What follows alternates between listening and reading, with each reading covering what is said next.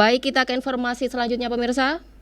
Mengenai ruang pasien penuh, pasien COVID-19 di RSD Dr. Subandi dirawat di ambulans.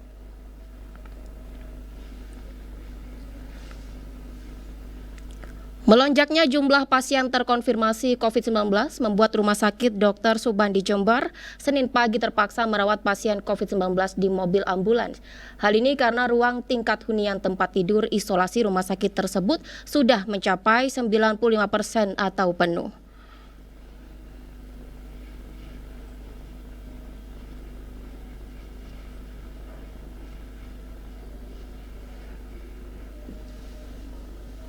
Dan untuk mengkonfirmasi mengenai ruang penuh di mana pasien terpapar COVID-19 yang harus dirawat di ambulans, saya akan mencoba menghubungi Direktur Rumah Sakit Dr. Subandi Jember, Dr. Hendro Sulistiono, MMMKes.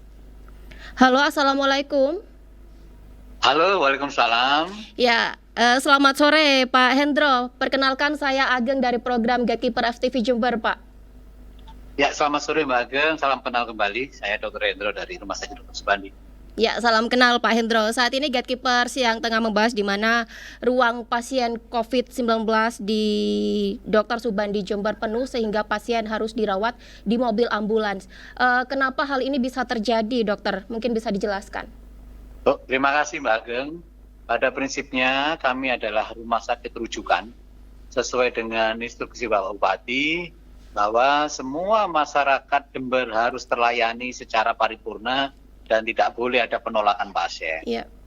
Terkait dengan sudah terisi penuh ruang isolasi, yaitu 90% huniannya, kami mengaktifasi yang dinamakan Hospital Disaster Plan, yaitu upaya untuk menangani kegawat daruratan atau bencana di rumah sakit. Yeah. Sehingga supaya pasien bisa tertangani, awalnya kita membuka dulu tenda. Yaitu tenda kita siapkan 10 bed, guna untuk melakukan transit awal, guna bisa mengatur ketersediaan di dalam rumah sakit, atau kita distribusikan ke rumah sakit sekitarnya. Sehingga pasien tidak sampai ditolak. Sehingga kami bisa tata laksanai awal, pemberian oksigen, pemberian obat-obatan, dan lain-lain. Dan tahapan kedua, ketika tenda itu sudah penuh, kami memang membutuhkan tempat yang lain, dan waktu itu yang paling layak adalah ambulan perujuk. Dan alhamdulillah Bapak Bupati langsung mengirimkan ada 10 ambulan yang dilengkapi dengan sarana-sarana sesuai dengan standar, mulai oksigen dan perawat, sehingga sementara kita bisa rawat di ruang tersebut sampai menunggu ketersediaan ruangan di Rumah Sakit Dr. Subandi atau di rumah sakit yang lain yang siap menerima. Demikian, Mbak. Dan pastinya jumlah pasien ini akan terus bertambah, Pak Hendro. Langkah untuk bisa mengantisipasi untuk kedepannya agar supaya pasien ini bisa dirawat di dalam kamar seperti apa, Pak? Jadi intinya seperti yang disampaikan Pak Bupati, untuk yang ringan dan sedang sebaiknya adalah dilakukan di hotel yang rumah sakit yang akan dibuka di hotel tadi. Sehingga Rumah Sakit Dr. Subandi hanya menerima yang sedang dan berat, sehingga load-nya tidak begitu besar seperti saat ini. Karena sampai saat ini masih banyak yang keluhan ringan itu datang ke Subandi, dan itu yang membuat rumah sakit penuh. Dan insya Allah nanti dalam waktu dekat Bapak Bupati sudah akan membuka rumah sakit lapangan dari beberapa hotel, dan itu tentunya akan mengurangi load yang akan datang ke Rumah Sakit Dr. Subandi. Pasien ringan, sedang, dan juga berat ini yang seperti apa, Pak Hendro? Mungkin bisa dijelaskan, Pak? Ya, ada beberapa pasien ringan, misalnya terkonfirmasi dia dengan rapid antigennya positif. Kemudian ada batuk-batuk, belum ada sesak, masih bisa beraktivitas. Nah, itu dalam kategori yang ringan. Ya, kehilangan bau, artinya saturasi oksigennya juga masih 95% ke atas, itu masih ringan. Itu nanti bisa dirawat di rumah sakit lapangan atau mungkin isoman. Ya, sedangkan yang sedang misalnya sudah mulai kehilangan bau, ada sedikit penurunan saturasi, itu bisa dilakukan perawatan di rumah sakit sekeliling yang sebelum Subandi. Nah, nanti berat, saturasi sudah di bawah 90%, baru kemudian sebaiknya dirujuk ke Subandi untuk mendapatkan oksigenasi dengan menggunakan alat maupun tanpa alat. Ya. Dan untuk pasien berat, Pak?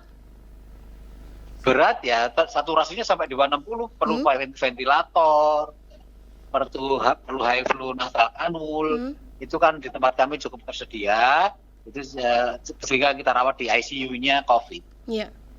Dan saat ini dari ke-10 pasien yang dirawat di mobil ambulan, Pak, masih belum dipindahkan ke kamar rawat seperti itu, Pak Hendro? Loh, sudah bertahap, Mbak. Yang tadi pagi sudah kita masukkan. Ini yang baru-baru berarti. Sudah itu, jadi kita pindahkan sesuai dengan kegawatannya. Gitu. Jadi tidak digilir kacang seperti antrian, bukan. Jadi ketika saturasi itu kan segera kita pindahkan gitu. Sesuai ketersediaan ruangan-ruangan yang ada di tempat. Baik, dan tadi juga Bupati telah menyebutkan beberapa rumah sakit darurat yang bisa digunakan seperti hotel. Mungkin tempat-tempat ini nantinya bisa dijadikan rujukan seperti itu, Pak Hendro, ya? Betul, betul. Jadi langkah yang dilakukan Bupati adalah yang sangat tepat sekali untuk menyediakan ruang perawatan untuk kasus-kasus COVID yang ringan. Sehingga beban rumah sakit agak terkurangi. Ya, untuk ketersediaan tabung oksigen sendiri seperti apa, Pak Hendro? Apakah di Rumah Sakit Dr. Subandi masih tercukupi, Pak? Alhamdulillah di tempat kami cukup tercukupi, karena memang secara nasional ini krisis nasional. Cuman alhamdulillah kita kan dibantu truk oleh Bapak Bupati. Dibantu truk yang bisa mengambil secara aktif ke tempat distributor. Karena selama ini distributor itu kan hanya mengirim ke pada jam kerja dan jam-jam tertentu.